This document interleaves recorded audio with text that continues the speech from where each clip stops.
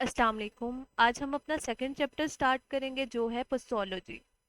पथोलॉजी basically आपकी pharmacology की branch है जिसमें हम डोजेज ऑफ ड्रग को स्टडी करते हैं। ठीक है। हमने पहले जो चैप्टर था उसमें फार्माकोलॉजी को पढ़ा, फार्माकोकाइनेटिक्स को पढ़ा, फार्माकोडायनामिक्स को पढ़ा, आपके रूट ऑफ एडमिनिस्ट्रेशन को पढ़ा। अब हम ये देखेंगे कि आपकी ड्रग क्या होती है, आपकी प्रो ड्रग क्या होती है, प्लेसिबोज क्या होती हैं, डोजेज क्या है, डोजेज फॉर्म क्या है। ठीक है।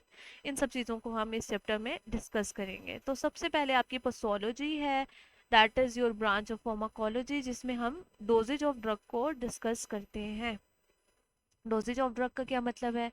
मतलब आप कितनी अमाउंट में, कितने टाइम में, क्या फ्रीक्वेंसी होगी।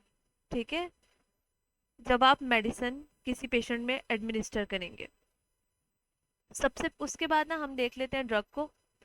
ड्रग क्या होती है? ड्रग बेसिकली आपका ऐसा सब्सटेंस होता है जो कि आपकी बॉडी में बायोलॉजिकल फंक्शंस को केमिकल रिएक्शंस के थ्रू चेंज करता है। ठीक है। इसे हम पहले भी बहुत बार डिस्कस कर चुके हैं कि ड्रग ऐसा सब्सटेंस होता है जो रिसेप्टर्स के साथ जाके बाइंड करता है, उसमें क्या करेगा, उसके फंक्शंस को आइदर इंक्रीज कर देगा या डिक्रीज कर देगा। ठीक है। दोनों कंडीशंस हो सकती हैं। तो ड्रग्स बेसिकली इनका पर्पस क्या है? इसके तीन पर्पस होते हैं। आप ये क्योर के लिए देते हो, ये आप प्रिवेंशन के लिए देते हो, ये आप सिम्टोमेटिक रिलीफ के लिए देते हो। ठीक है। एक आप चीज पूरी तरह क्योर कर लेते हो, एक आप उसे ट्रीट कर रहे होते हो। ठीक है। एक आप उसे मिटिगेट करने के लिए यूज करते हो, एक आप उसे प्रोफाइलेक्टिकली भी यूज करते हो। ठीक है। तो ड्रग बेसिकली ऐसा केमिकल, ऐसा सब्सटेंस है जो कि ये सारे फंक्शन परफॉर्म करता है, या ऐसा सब्सटेंस जो आपकी बॉडी में बायोलॉजिकल फंक्शन को, यानी कि आपकी बॉडी के फंक्शंस को चेंज करता है via chemical reactions. Obviously drug एक केमिकल है और केमिकल रिएक्शंस ही परफॉर्म कर रही है आपकी बॉडी में। उसके बाद आपकी आ जाती है आरओ ड्रग। आरओ ड्रग को हम प्रो ड्रग भी बोलते हैं। क्या बोलते हैं? Pro drug. अब ये जो आरओ ड्रग है, ये क्या, कौन सी मेडिसिन होती है, कौन सी ड्रग होती है? ये ऐसी ड्रग होती है जो कि इनएक्टिव फॉर्म में आपकी बॉडी में एडमिनिस्टर की जाती है और बॉडी में जाकर वो एक्टिव फॉर्म में कन्वर्ट हो जाती है। ठीक है। अब इसको ना हम थोड़ा सा फर्दर डिस्कस कर लेते हैं। यानी कि आप किसी भी रूट से मेडिसिन ले रहे हैं, इधर आप ओरल से ले रहे हैं, आप उससे ले रहे हैं, आप आईवी से ले रहे हैं, आईएम से ले रहे हैं। ये ऐसी ड्रग होगी जो बॉडी में जाते साथ एक्टिव नहीं होगी। ये बल्कि आपकी बॉडी में जाएगी अपनी साइट पे। ठीक है। वहां पर कोई ना कोई ऐसा एंजाइम होगा या ऐसा केमिकल होगा जो इसको कन्वर्ट होने में हेल्प करेगा। तो जब इसकी कन्वर्जन होगी तो ये एक्टिव फॉर्म में आ जाएगी। ठीक है। और जब ये एक्टिव फॉर्म में आ जाएगी तब ये अपना बायोलॉजिकल या फार्माकोलॉजिकल फंक्शन परफॉर्म करेगी। उससे पहले पहले तक ये अपना फंक्शन परफॉर्म नहीं कर सकती क्योंकि एक्टिव ही नहीं होती। तो बेसिकली जो ज़्यादातर ड्रग्स होती हैं वो आपका लिवर, क्योंकि मेटाबॉलिक ऑर्गन है, वो बायो ट्रांसफॉर्मेशन के लिए रिस्पॉन्सिबल होता है, तो वो मेडिसिन को एक्टिव करने के लिए भी रिस्पॉन्सिबल होता है। ठीक है। लेकिन उसके अलावा भी बॉडी में अगर सेल के साइटोप्लाज्म में कोई ऐसा एंजाइम प्रेजेंट है कि ड्रग साइटोप्लाज्म में आती है उसके बाद वो एक्टिव होती है, तो ये भी पॉसिबल होता है। ठीक है। दोनों चीज़ें पॉसिबल होती हैं। तो बेसिकली जो मेन कन्वर्जन ऑर्गन कह लें वो कौन है? वो आपका लिवर है। उधर ही मेटाबॉलिक प्रोसेसेस किए जाते हैं और आपकी ड्रग को एक्टिवेटेड फॉर्म में कन्वर्ट कर दिया जाता है। अब इसकी एग्जांपल लिखी है लिवोडोपा इनटू डोपामीन। ठीक है। अब लिवोडोपा जो है ना, एक ऐसी ड्रग है जो कि आपकी ना इनएक्टिव फॉर्म में होती है जब वो एडमिनिस्टर की जाती है। अब इसके भी हम रीज़न देख लेते हैं। हमने आपको प्रीवियस लेक्चर में बताया था ब्लड ब्रेन बैरियर का। ठीक है।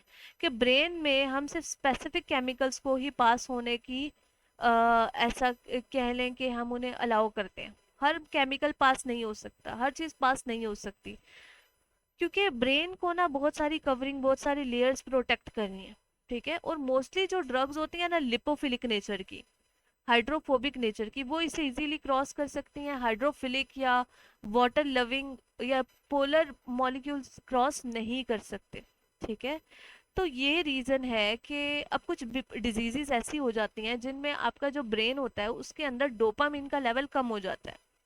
जब आपके डोपामिन का लेवल आपके ब्रेन में कम हो जाता है, जिस तरह आपकी पार्किंसन आ जाती है, ठीक है, पार्किंसन डिजीज, तो अब वो लेवल हो चुका है कम आपके ब्रेन के अंदर। अब जो डोपामिन है ना, वो इटसेल्फ क्या है, वो एक पोलर कंपाउंड है, ठीक है, पोलर मॉलिक्यूल है। तो अब ये बनना ही कम हो गया आपके ब्रेन में, तो बाकी बॉडी से पास भी नहीं होगा, ब्रेन तक भी नहीं जाएगा अगर कहीं और बनता है तो। और अगर हम डोपामिन के फॉर्म में ही लेंगे तो भी वो नहीं पास हो सकता, क्योंकि ब्लड ब्रेन बैरियर से वो क्रॉस ही नहीं कर सकेगा। ठीक है। तो अब हम ना क्या करते हैं, इसे डोपामिन को, इस डोपामिन के स्ट्रक्चर में हम एक और केमिकल ऐड कर देते हैं और इसे लिवोडोपा में कन्वर्ट कर लेते हैं। अब ये जो लिवोडोपा है, ये आपका ना ऐसा कंपाउंड है जो कि लिपोफिलिक नेचर का है। ये इजीली ब्लड ब्रेन बैरियर को क्रॉस कर लेता है और आपके सेंट्रल नर्वस सिस्टम में या ब्रेन के अंदर पहुंच जाता है। जैसे ये ब्रेन के अंदर पहुंचता है ना, वहाँ पे एक एंजाइम होता है, ठीक है, वो एंजाइम लिवोडोपा को डोपामिन में कन्वर्ट कर देता है। तो जब वो लिवोडोपा को डोपामिन में कन्वर्ट करता है तो डोपामिन का लेवल रेज हो जाता है। डोपामिन वहाँ पर अपना फंक्शन परफॉर्म करता है और आपकी जो पार्किंसंस के सिम्टम्स हैं उनको फिर आने से रोकता है। ठीक है। इस तरह डिजीज की मैनेजमेंट में हेल्प करता है। तो अब मैंने आपको रीजन बताई कि आपकी जो डोपामीन है उसे लिवोडोपा की फॉर्म में क्यों दिया जाता है बॉडी में। ठीक है।